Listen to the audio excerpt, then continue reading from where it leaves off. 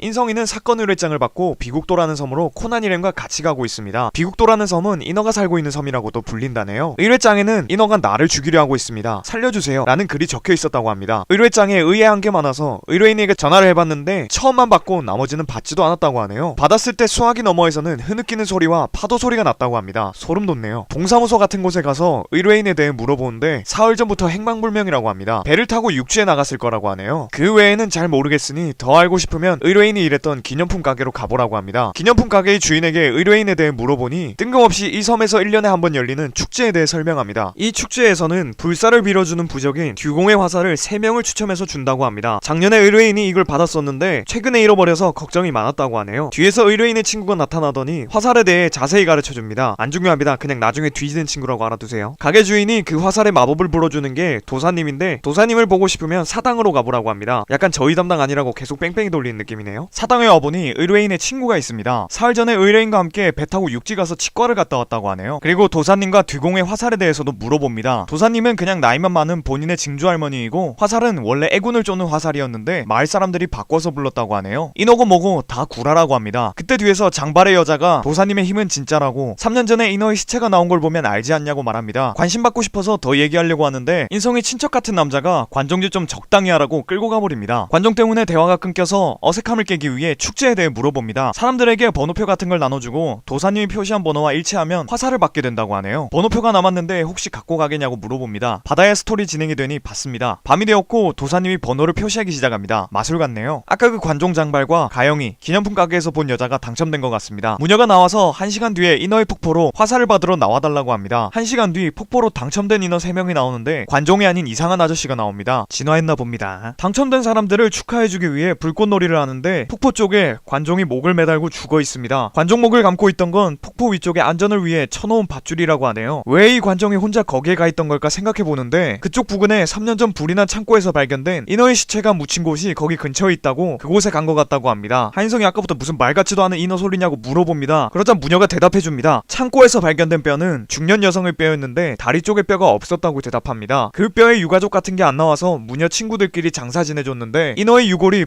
불로장생약이라며 독을 하려는 관광객들이 있었다고 합니다. 그래서 할머님이 무덤을 이 숲 어딘가에 옮겨놨다고 하네요. 위치는 잘 모른다고 합니다. 미란이가 경찰을 부르러 갔었는데 파도가 심해서 못 오겠다고 했답니다. 진짜 볼 때마다 느끼는 건데 이만한 경찰들은 왜 이렇게 핑계가 많은 건지 모르겠습니다. 인성이는 파도가 심하다면 범인동 빠져나가지 못했을 테니 이 섬 안에 범인이 있다고 말합니다. 그러면서 모자를 똑바로 쓰네요. 포켓몬스터 지우 같습니다. 그 후 무녀에게 할머니를 뵐 수 있냐고 묻고 할머니를 만나러 갑니다. 집에서 기다리고 있는데 할머니가 나타납니다. 화장을 지우니까 완전 괴물이잖아. 말 겁나 심하게 하네요. 할머니에게 번호 추첨의 기준이 뭐냐고 물어봅니다. 그냥 자기 마음대로 고른다고 하네요. 그리고 무녀가 목욕하라고 불러서 가려고 하는데 가영이를 부르더니 화살을 잃어버리면 말 못하는 인어가 될 거라고 절대 화살을 떼놓지 말라는 말을 합니다. 아니 이럴 거면 차라리 안 받는 게 나은 거 아닙니까? 다음날 관종의 장례식이 왔습니다. 미란이는 화장실을 가다가 어제 기념품 가게에서 봤던 여자가 죽어있는 걸 발견합니다. 시체 근처엔 피해자의 발자국과 범인의 발자국이 나 있습니다. 피해자가 갖고 있던 화살의 자국도 있네요. 헷갈릴까봐 말해두는데 저거 화살이 아니라 화살 자국이에요. 알아두시길 바랍니다. 제가 헷갈려서 이거 이해한다고 몇 번을 돌려봐서 그래요. 화살은 범인이 들고 간 것 같습니다. 범인의 발자국을 보니 바다로 나 있고 주변엔 비늘이 떨어져 있습니다. 피해자의 몸에도 비늘이 붙어 있다고 하네요. 인어가 한 짓일까요? 드디어 경찰이 왔습니다. 파도가 잠잠해졌나 보네요. 인성이는 바다 쪽으로 나 있는 발자국은 바다로 들어간 것이 아닌 바다 쪽으로 걸어간 다음 물속을 걸었을 거라고 추리합니다. 생각해보면 행방불명된 의뢰인까지 화살을 가진 이들이 변을 당했네요. 그래서 가영이는 할머니의 말이 생각나서 두려워지려고 하는데 내 옆에서 절대 떨어지지 마.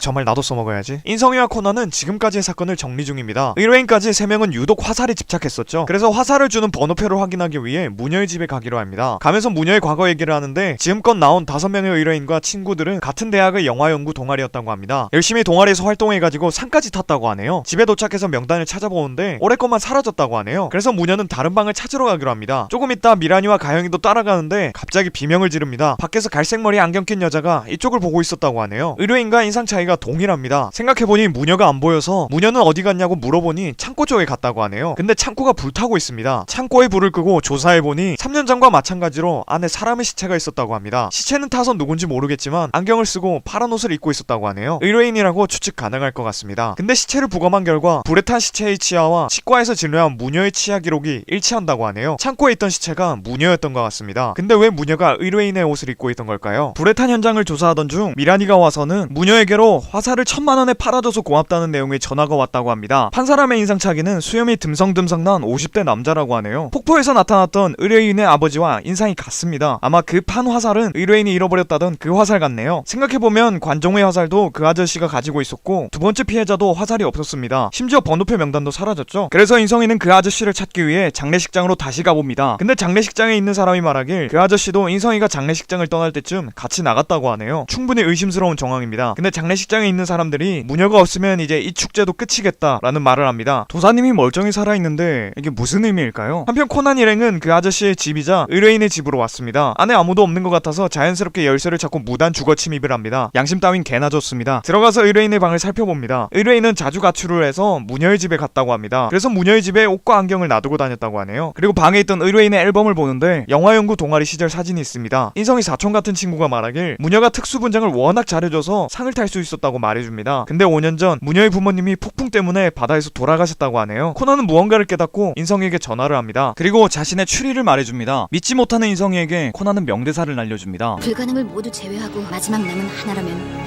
그것이 아무리 믿을 수 없는 것이라고 해도 진실일 수밖에 없어. 해석하자면 내 말이 존나 맞으니까 토달지마입니다. 인성이는 경찰이 의뢰인 발음하기 어려우니까 안경이라고 하겠습니다. 안경의 아빠를 찾았다는 소식을 듣고 찾으러 갑니다. 가던 중 인어의 무덤으로 보이는 걸 발견합니다. 돌에 손을 짚고 있다가 갑자기 낭떠러지로 떨어질 뻔하는데 가영이가 인성이를 구하고 대신 떨어지려 합니다. 겨우 인성이가 가영이를 잡았고 인성이는 나무에 매달렸습니다. 하지만 나뭇가지가 부러지려고 하네요. 둘 다 죽는 것보단 인성이는 살리겠다는 생각으로 가영이는 화살로 인성이의 손등을 찌릅니다. 하지만 인성이의 가죽은 그런 걸로 뚫리지 않습니다. 비브라늄인가 보네요. 한편 코난은 유명한을 재우고 모두를 불러 모았습니다. 도망갔던 아저씨, 도사님까지 불러왔네요. 아저씨에 대해 얘기해보겠습니다. 이 아저씨가 1000만원의 화살을 판 인간이었고 번호표 명단을 훔친 건 우연히 준 관종의 당첨 번호표 때문에 범인으로 몰릴까봐 훔친 거였습니다. 그러므로 범인이 아닙니다. 그럼 이제 사건의 진상을 파헤쳐보겠습니다. 자, 일단 두 번째 사건부터 보겠습니다. 일단 바다 쪽으로 난 발자국과 비늘은 페이크였습니다. 범인은 장례식장에 있다가 몰래 빠져나가서 피해자를 죽인 거였죠. 범인은 첫 번째 범행 때는 자살인지 타살인지 헷갈리게 만든 반면 두 번째 범행은 타살이란 사실을 안 숨겼습니다. 첫 번째 범행이 타살인 줄 알았다면 경찰이 파도고 뭐고 바로 와서 범인의 행동 반경을 줄일 수 있기 때문에 그렇게 꾸민 거였죠. 화살을 노린 범행인 것처럼 보이게 한 건 사람들의 이목을 끌어놓고 다음 범행을 위해서 시간을 번 거였습니다. 범인은 두 명의 피해자가 화살을 받는다는 걸 알고 있던 사람, 바로 할머니였습니다. 노인이 범행을 한다는 건 불가능하죠. 실행범은 따로 있었습니다. 바로 무녀가 실행범이었습니다. 불이 난 창고에서 발견된 시체는 무녀가 아니었습니다. 치과 진료를 받은 건 무녀가 아니라 안경이었습니다. 안경과 함께 치과를 갈 때 무녀는 안경의 보험카드를 훔쳤습니다. 그리고 없어진 카드 대신 본인의 보험카드를 줬죠. 그래서 안경은 무녀의 이름으로 진료를 받았습니다. 그리고 돌아와서 무녀는 안경을 창고에서 죽였습니다. 그리고 창고에 불을 내서 안경을 무녀인 걸로 위장시킨 거죠. 미란이가 봤던 여자도 무녀가 연기한 거였습니다. 놀랍게도 이걸 실행한 무녀가 이 방 안에 있다고 하네요. 무녀의 특수분장 실력은 상을 받을 정도였다는 거 기억하십니까? 그리고 3년 전 창고에서 발견된 인어의 뼈라고 나온 유골 기억하시나요? 그건 아마 다리를 접어 묶인 채 타 죽은 중년의 시체였을 겁니다. 그 시체는 아마 무녀의 어머니였어요. 네, 증조할머니로부터 역할을 이어온 무녀의 엄마였고 그 역할이 이제 무녀 세대까지 온 겁니다. 5년 전 부모님이 바다에서 돌아가셨다고 한 건 어머니가 도사 역할에 집중하기 위해 꾸민 거라고 하네요. 근데 변장 실력이 키드 뺨싸대기 후려치고 로우키까지 갈길 정도네요. 훌륭합니다. 할머니에게 목욕하라고 하던 무녀의 음성은 녹음된 테이프였다고 하네요. 무녀는 어머니의 복수 때문에 살인을 했다고 합니다. 3년 전 화살을 못 받은 피해자 3명이 도사로 분장한 어머니가 창고로 들어가는 걸 보고 진짜 안 죽는지 실험하려고 불을 질렀다고 합니다. 진짜 미친놈들이네요. 그 불타는 창고에서 무녀에게 전화를 걸어 나는 이 섬을 사랑하니 도사 역할을 부탁했다고 합니다. 이런 일이 있었는데도 안경이 불타는 창고에서도 살아남는 니네 할머니처럼 본인도 불사가 되고 싶으니 인어의 무덤을 가르쳐달라는 미친 소리를 듣고 빡쳐서 죽여버린 거였습니다. 저 같으면 그 자리에서 뚝배기 날렸을 것 같습니다. 그런데 사실 무녀와 무녀의 어머니가 도사님 행세를 하는 걸 많은 사람이 알고 있다고 인성이가 갠진하게 등장하며 말합니다. 이 마을에 오래 산 사람들은 거의 다 알고 있다고 하네요. 그래서 무녀가 없으면 축제를 못하겠다라는 말을 한 거였죠. 무녀의 어머니가 죽었을 때 이 축제를 그만하자고 하려 했는데 할머니로 변장한 무녀를 보고 섬을 위한 일이라 생각하고 모르는 척을 했다고 합니다. 마을 사람들이 빨리 말해줬다면 3년 전 사건도 지금 살인도 안 일어났을 텐데 그냥 마을 사람들을 깜빵에 넣어야 할 것 같습니다. 무녀는 연행되어 가고 사건은 이렇게 마무리가 됩니다. 이상 그리고 인어는 사라져버렸다 였습니다. 이번 편 리뷰하면서 느낀 게 월광 소나타 사건과 비슷하다는 느낌을 굉장히 많이 받았습니다. 역대급 통수가 있다는 게 비슷하더라고요. 아무튼 다음 영상엔 키드가 나올 것 같습니다. 계속 따뜻한 관심 부탁드리겠습니다. 이상 바가미는 외롭다 진짜였습니다.